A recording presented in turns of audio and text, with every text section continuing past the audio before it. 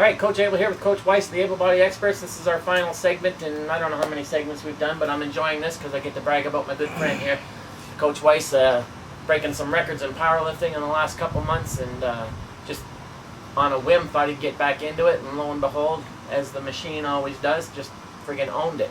So we've discussed his training, we've discussed the event and the mindset, and we've discussed the diet aspect, and now we're going to talk supplements. Coach, I just got a newsletter yesterday from some internet wannabe who's unlocked the apparent secret of plant release of growth hormone in the body to get results for, I don't know, leanness or power. Or surely you must have been an insider on that one, and you know, planned your workouts around growth hormone release and testosterone levels, and you must have had all that figured out in your training to win these events, and not just win them, but break records and be best lifter and stuff. Tell us of your supplement regimentation, because I know you were only eating anywhere from 1 to 2 meals a day to 6 meals a day with no real rhyme or reason to it. So you got to have this supplement secret. Lay it on them.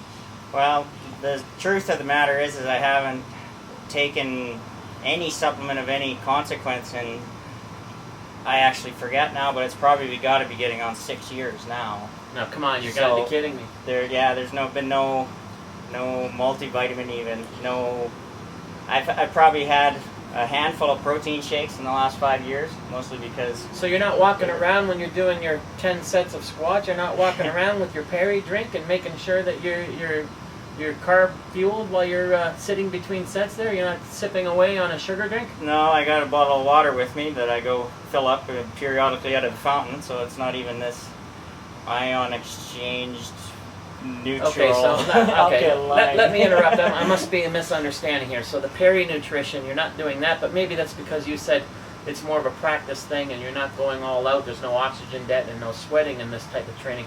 So it must be your pre-workout nutrition that you were most focused on, and tell us about that.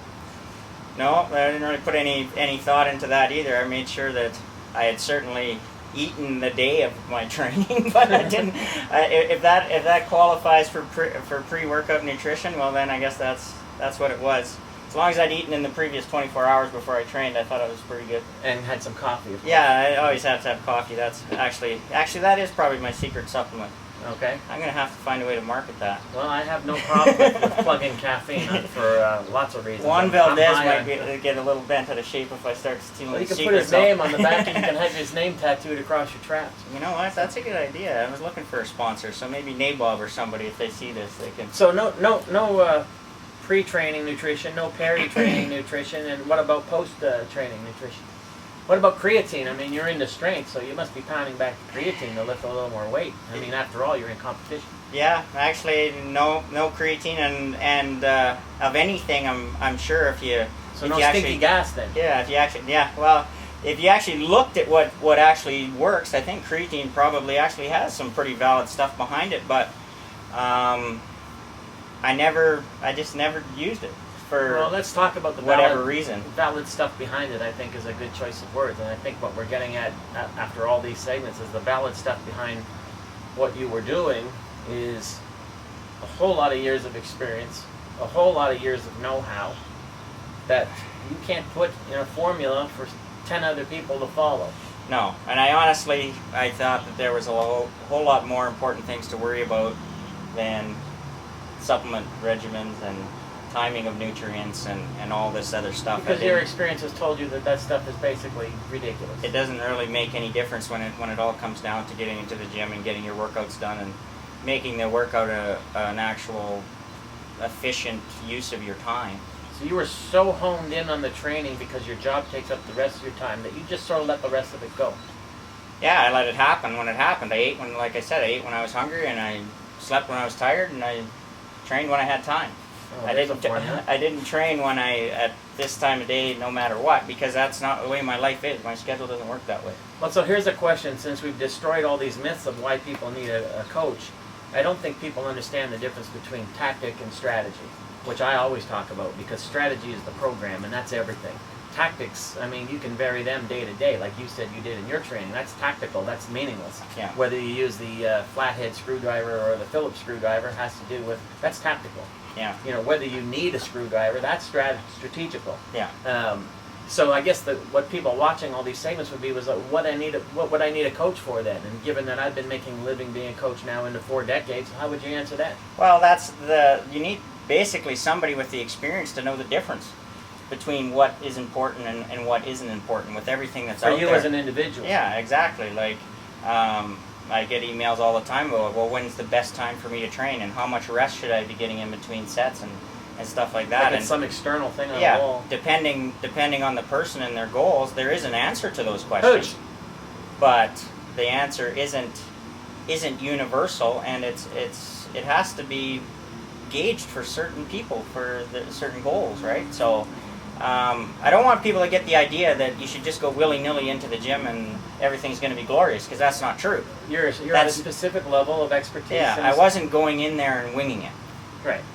I knew I still had a grand plan how I got to the end goal. And that's what we're trying to get people to understand, is that the nuances of what's important in training compared to what they're being told, and being more importantly what they're being sold is important in training, that's where the coach comes in. Yeah, people that are a little bit too focused, and because they've been basically brainwashed. Yeah, told that these minute details are what the difference is, when really the minute details are if anything, holding people back. The difference is in the consistency of proper progressive programming and application over time. Yeah. And people are abandoning their programs and stuff before they're even doing anything because some guru went to the latest symposium. Yeah.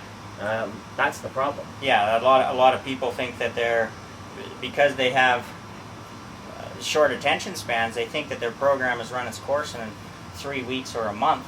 And I'm a big believer that most people don't even begin to start using the program correctly or being able to do it in a correct manner for at least 4 to 6 weeks. Mastery. They're just pretty much getting started after they've already been on it for 4 to 6 weeks. Yeah, so hard to get people to understand that. And a lot of people would have already switched programs once or twice by that time.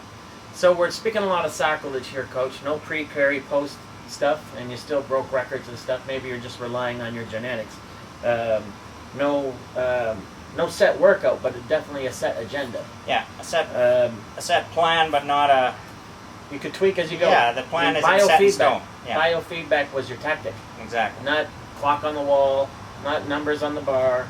Your biofeedback was the tactical approach that you used. Yeah. Inside out, not outside in. And finally, the supplement approach and the diet approach. Again, not winging it, not willy-nilly, but realizing where its importance was, which was not to let it affect your headspace. Am I reading too much into that? No, that's pretty much exactly it. Like the days that I was talking about, and these weren't occasional days when I only ate once or twice in a day. These were fairly regular events. Right. But it wasn't affecting my training. I wasn't starving on these days. I ate some pretty hefty meals on those days that I only ate once a day, right? And my training didn't suffer a bit. Again, when you said my training didn't suffer a bit, because you used biofeedback and you knew what your performance exertion levels were supposed to be, and you went accordingly. Your body still has requirements. Yeah. And those requirements were being met. Just because they weren't being met at 1:30, 3:30, 4:30, and 7:30 with and 40% of this and 30% of that, the requirements were being met for my specific goal. Would I try and get ready for the Natural World Bodybuilding Championships following that type of diet strategy? Of course not. Now, okay, that reminds me. We're going to do one more segment here. I thought we were done, but we're not, because you just brought up a good thing. So one more segment about coaches.